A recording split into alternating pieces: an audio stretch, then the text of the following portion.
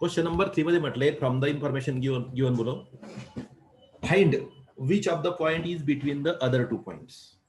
तर इथे आपल्याला बिटवीननेस हा कन्सेप्ट यूज करायचा आहे. बिटवीननेस कन्सेप्ट काय होता एकदा समजून घेऊ, परत एकदा रिव्हिजन करू. समजा तुम्हाला 3 पॉइंट दिलेले आहेत, पॉइंट पी, पॉइंट क्यू आणि पॉइंट आर, आणि हे तिघ जर कोलिनियर आहे,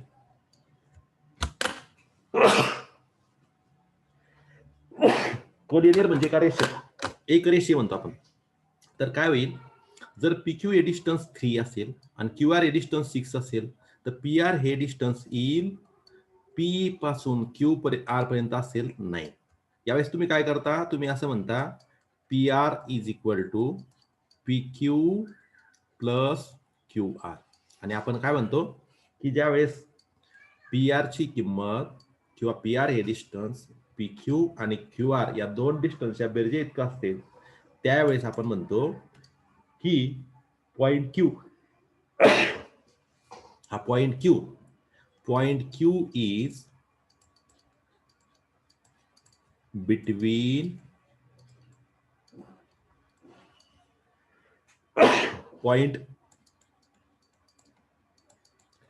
पी अँड आर. याला आपण कसं लिहितो, याला आपण असं लिहितो P dash Q dash R. दोन गोष्टी महत्वाच्या आहे. जर क्यू हा पॉइंट पी आणि आरच्या मध्ये असेल, तर पी आर हे डिस्टन्स पी क्यू आणि क्यू आर या दोन डिस्टन्सच्या बेरजे इतकं पाहिजे. म्हणजे सगळ्यात जे मोठं अंतर आहे त्या दोन्ही लहान अंतराच्या बेरजे इतकं पाहिजे, तरच त्या 3 पैकी एक पॉइंट हा इतर 2 पॉइंटच्या बिटवीन असतो. तर ही गोष्ट आपल्याला महत्वाची. जेव्हा पॉइंट कोलिनियर असतात तेव्हा हे बिटवीननेस त्यांच्यामध्ये असते, दरम्यानता त्यांच्यामध्ये असते. पण जर त्यांच्यामध्ये दरम्यानता नसेलच, डिस्टन्स माहिती आहे परंतु दरम्यानता नसेल, याचा अर्थ ते पॉइंट कोलिनियर नाही. बघा पहिलं उदाहरण बघू. यातलं पहिलं बघा, यामध्ये पहिलं म्हटलंय distance P R is equal to 7, comma distance P Q is equal to 10, comma distance Q R is equal to 3. आता हे 3 जे डिस्टन्स दिले ना त्यांच्याकडे आपण एकदा नजर मारू. हे बघा, पहिलं डिस्टन्स 7 आहे, एक 10 आहे आणि एक 3. या तिघांकडे तुम्ही जर ऑब्झर्व केलं तर तुमच्या लक्षात आलं असेल बेटा की जे लहान डिस्टन्स आहे ते आपल्या डोक्यात घ्यायचे आधी. जे छोटे डिस्टन्स आहे ते जर तुम्ही डोक्यात घेतलं तुमच्या लगेच लक्षात येणार आहे. लहान एक आहे 7, एक किती आहे 7 आहे, हा 7 आहे, दुसरा किती आहे 3 आहे. या दोघांची बेरीज किती येते 10 येते. 7 + 3 = 10. म्हणजे दोन लहान डिस्टन्सची बेरीज मोठ्या एवढी येते. म्हणजे यांच्यामध्ये बिटवीननेस आहे.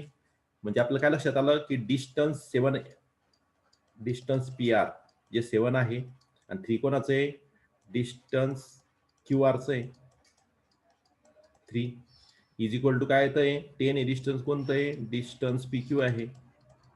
तर हे आपल्याला ऑब्झर्व केलं आपण आणि लिहिलं. मग असं जर असेल तर आपण काय म्हणू, आता यांच्यामधील असेल बिटवीननेस कसं आहे, तर सर्वात लांब कोण आहे पी आणि क्यू. सर्वात लांब कोण आहे पी आणि क्यू. या दोघांच्या मध्ये कोण राहिला आर. म्हणजे आपण काय म्हणू, therefore point R is between point P and Q. जे सर्वात मोठं डिस्टन्स आहे ना बेटा पी क्यू, त्याचे पॉइंट सगळ्यात शेवटी राहतील आणि जो राहील तो राहील मध्ये, उरलेला राहील मध्ये. यालाच आपण P dash Q dash R असं लिहूया. अशा प्रकारे तुम्हाला बिटवीननेस आहे किंवा नाही लिहायचे, असली तर कोणता पॉइंट इतर दोन पॉइंटच्या बिटवीन आहे ते लिहायचं आहे. चला दुसऱ्या उदाहरणाकडे जाऊया आपण. दुसरं उदाहरण लिहिल्यावर मग तुम्ही लिहा. आता दुसऱ्या उदाहरणाकडे जाऊ. इथं काय म्हटलंय दुसऱ्या उदाहरणात, इथं म्हटलंय distance R S, distance R S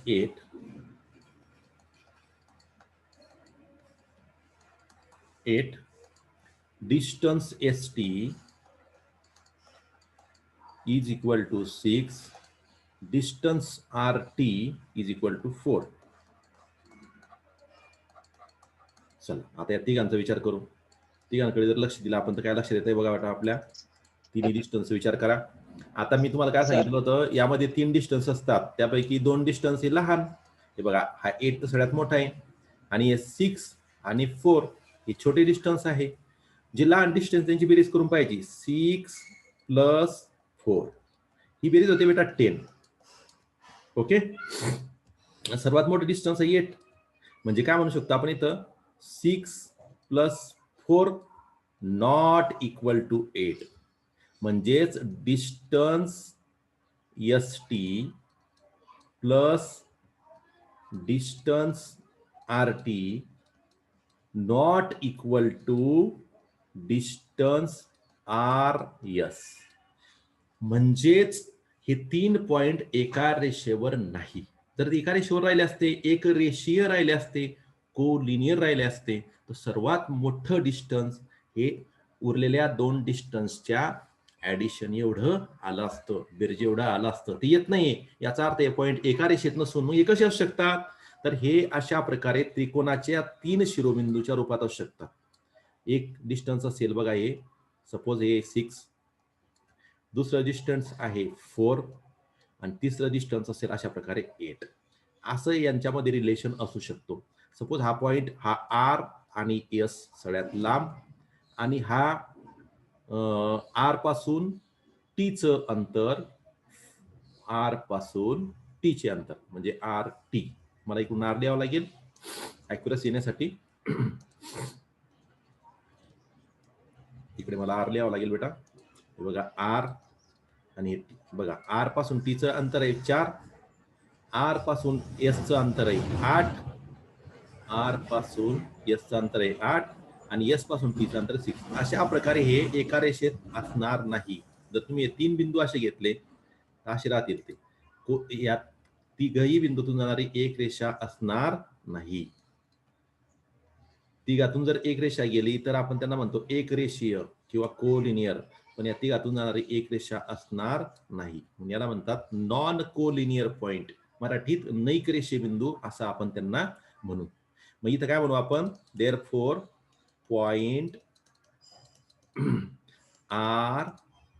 RST. R कसे आहेत ते मग काय विचारलं होतं आपल्याला की ते कोलिनियर आहेत किंवा नाही ते सांगा असं विचारलं होतं. बघा लक्ष द्या. If the points are collinear state so, are not collinear state so. तसं सांगा, तसं लिहा. मग आपण काय लिहायचं point RST are not collinear. मराठीतल्या बिंदू RS आणि T हे एक रेषीय नाहीत असं मराठीत लिहा. बघा पहिल्या क्वेश्चन मध्ये point R is between P and Q. म्हणजे P आणि Q कसे आहेत शेवटी आहेत. P अँड Q शेवटी आहेत. त्या दोघांच्या मध्ये काय आहे R आहे. म्हणून इथं कसं राहील P-R-Q. ओके. जे पॉइंट अंत्यबिंदू आहेत, एंड पॉइंट आहेत, ते एंडलाच लिहायचे शेवटी. आणि जो पॉइंट बिटवीन आहे तो मध्ये लिहायचा आणि त्याच्यामध्ये अशी डॅश द्यायची. ओके. हे जे आपण वाक्य लिहिलं ना याच एक गणितीय रूपांतर आहे. ओके. गणितीय भाषेत अशा प्रकारे लिहिलंय. वाचायचं कसं याला वाचायचं point R is between point P and Q. Very good. शाबास बेटा शाबास. Very nice. लिहून घ्या सर्वांनी. पुढे जाऊ.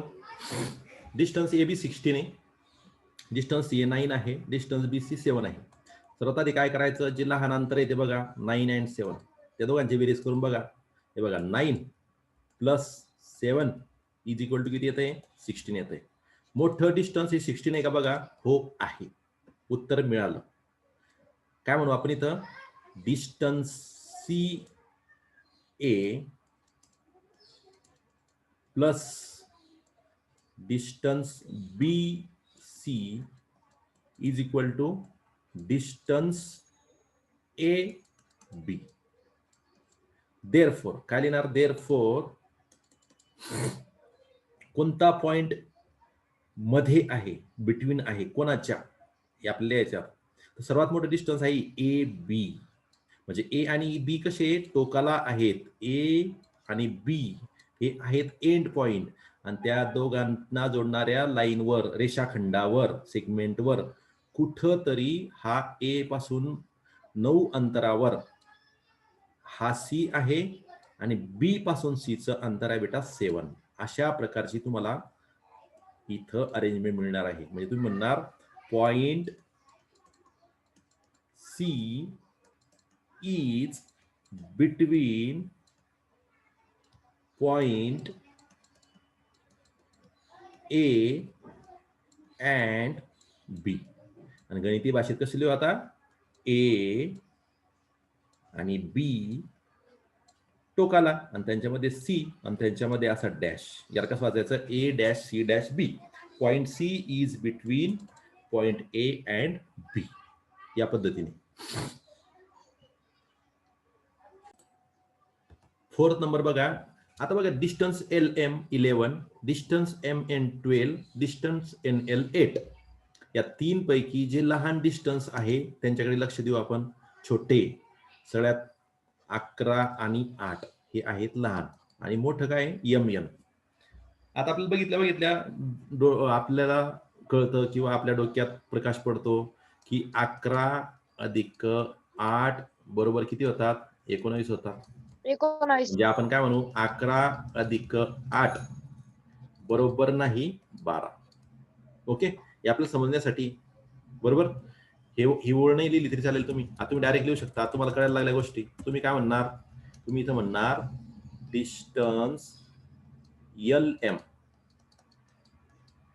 Plus distance N L is not equal to distance M N. म्हणजे लहान अंतराची बेरीज ही मोठ्या अंतरा एवढी नाही. देअरफॉर पॉइंट्स कोणते points, L comma M comma N are not collinear. म्हणजे दिलेले बिंदू एकरेषीय नाही.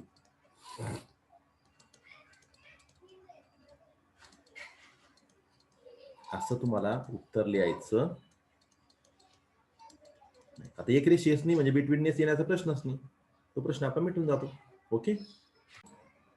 5th example, distance X Y 15, distance Y Z 7, distance X Z 8. यात ऑब्झर्व करू, जे लहान अंतर आहे ते बघा 7 अँड 8. 7 प्लस 8 करा, किती येत आहे 15. 15. मोठं अंतर किती आहे 15. म्हणजे आपण इथं दरम्यान काय असं आपल्या ऍट ए ग्लान्स कळालं. आपण काय लिहू आता इथं, distance Y Z plus distance X Z is equal to distance X Y. हे कन्क्लुजन काढलं आपण. देअरफॉर आपण काय म्हणू आता, सर्वात लांब कोणते आहेत, टोकाचे बिंदू आहेत एक्स आणि वाय, आणि मग त्यांच्यामध्ये कोणता बिंदू आहे तर झेड. म्हणजे आपण लिहू therefore point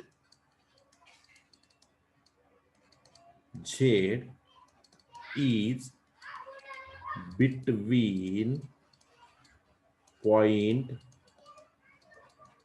x and Y.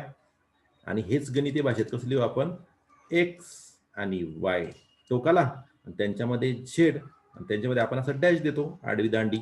वाचायचं कसं, x dash Z dash Y.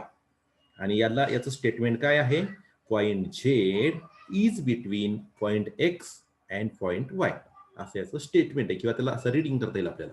चला राईट डाऊन.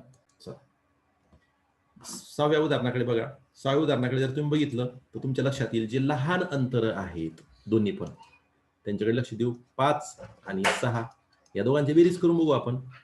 5 अधिक 6 किती होतात 11. 5 + 6 11.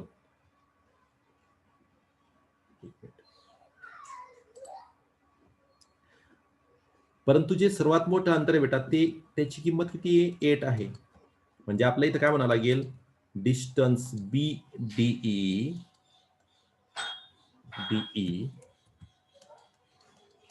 Plus distance DF not equal to distance EF. दोन्ही लहान अंतराची बेरीज ही मोठ्या अंतरा इतकी नाही आहे ती. त्यामुळे काय होईल, हे 3 पॉइंट एका रेषेत नाहीत, ते एक रेषे नाहीत. दिस 3 पॉइंट्स आर नॉट कोलिनियर. मग आपण काय म्हणू, देअरफॉर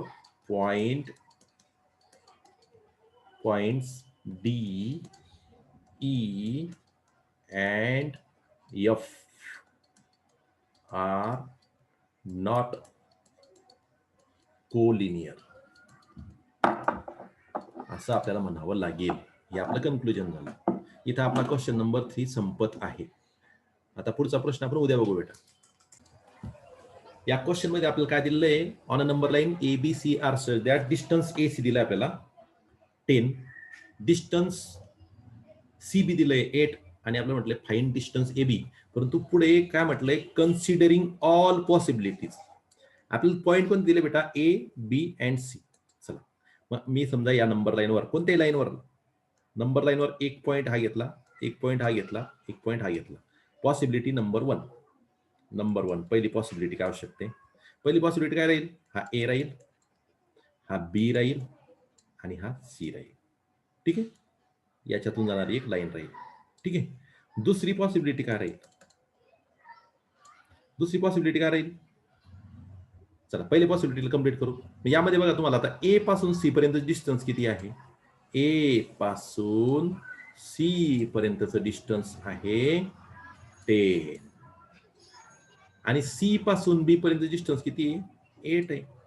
आता तुम्ही सांगू शकता बेटा, इथं तुमच्या लक्षात आलं असेल आता की इथे A पासून B पर्यंत डिस्टन्स किती होईल. तुम्ही त्या फिगरकडे बघून पण कळून जाईल तुम्हाला की हे डिस्टन्स होणार आहे 2. कसं काढलं, आता इथं काय केलं आपण, सगळ्यात शेवटी कोण घेतले, AC. या केसमध्ये काय काय म्हटलं आपण, A dash B dash C असं घेतलं आपण. त्यामुळे काय झालं, therefore distance AB plus distance BC is equal to distance AC होईल. अशी शक्यता येईल. आता डिस्टन्स AB आपल्याला माहित नाही, डिस्टन्स BC आपल्याला माहित आहे 8 आणि डिस्टन्स AC माहित आहे 10. आपण काय म्हणू मग, therefore distance AB is equal to हा 10 आणि हा 8 इकडे घेऊन जा, -8 होऊन जाईल. म्हणजे distance AB is equal to किती होईल बेटा, 2. ही झाली पहिली पॉसिबिलिटी. चला आता दुसऱ्या पॉसिबिलिटीकडे जाऊ आपण. दुसरी पॉसिबिलिटी काय आहे, दुसरी पॉसिबिलिटी काय घ्यायची बघा. समजा असं असलं, number 2 high suppose point A, high point C आणि सगळ्यात शेवटी पॉइंट B. अशा प्रकारे हे एका रेषेवर आहेत. आता या केसमध्ये बघा, AC दिलंय तुम्हाला, किती दिलंय AC 10, BC पण दिलंय, किती दिलंय 8. आता तुम्हाला जर मी विचारलं बेटा AB किती होईल, तर तुम्ही फटकन सांगाल की सर AB होईल 10 आणि 8 या दोघांची बेरीज करू आणि किती होईल ते 18. बघा कसं केलं आपण. इथं कोणती पॉसिबिलिटी घेतली, A dash C dash B. म्हणजे आपण कसं लिहू इथं, distance AC plus distance BC is equal to distance AB. Okay, आता आपल्या दिलेल्या माहितीवरून AC ची किंमत आहे 10, BC ची किंमत आहे 8, म्हणजे BC ची लेंथ आहे 8 किंवा डिस्टन्स आहे 8. तर डिस्टन्स AB म्हणजे या दोघांची ऍडिशन, 10 आणि 8 किती झाले 18. तर डिस्टन्स AB आपल्याला इथं मिळेल 18. ओके, या झाल्या 2 शक्यता. आता तिसऱ्या शक्यतेचा विचार करू आपण. तिसरी शक्यता कशी असू शकेल बघा, नंबर 3, शक्यता नंबर 3, पॉसिबिलिटी नंबर 3. काय होऊ शकतं की B हा पॉइंट आणि C हा पॉइंट इथं आहे आणि या दोघांच्या मध्ये A. अशा प्रकारची शक्यता जर आपण कन्सिडर केली तर आपल्या इथं काय काय किमती दिलेल्या आहे, आपल्याला दिलेलं आहे AC is equal to 10, AB माहित नाही, AB माहित नाही आणि B पासून C पर्यंत अंतर दिलंय 8. आता मला सांगा तुम्ही, ही शक्यता पॉसिबल आहे का? जर ए आणि सी चं अंतर 10 आहे, तर हा बी कुठे राहील? ए आणि सी च्या मध्ये राहील का पुढे राहील इकडे? ही शक्यता पॉसिबल आहे का बेटा? हो किंवा नाही? ऑफकोर्स पॉसिबलच नाहीये, शक्यच नाहीये. बघा, बी पासून सी पर्यंत अंतर फक्त 8 आहे आणि ए पासून सी पर्यंत अंतर 10 आहे. म्हणजे ही शक्यता इथं पॉसिबल नाही. म्हणजे जास्तीत जास्त किती शक्यता आहे आपल्याकडे? फक्त 2. कोणत्या? पॉसिबिलिटी 1 आणि पॉसिबिलिटी 2. आणि हे आहे त्याचं आन्सर. सर्वांनी नोट डाऊन करा बरं.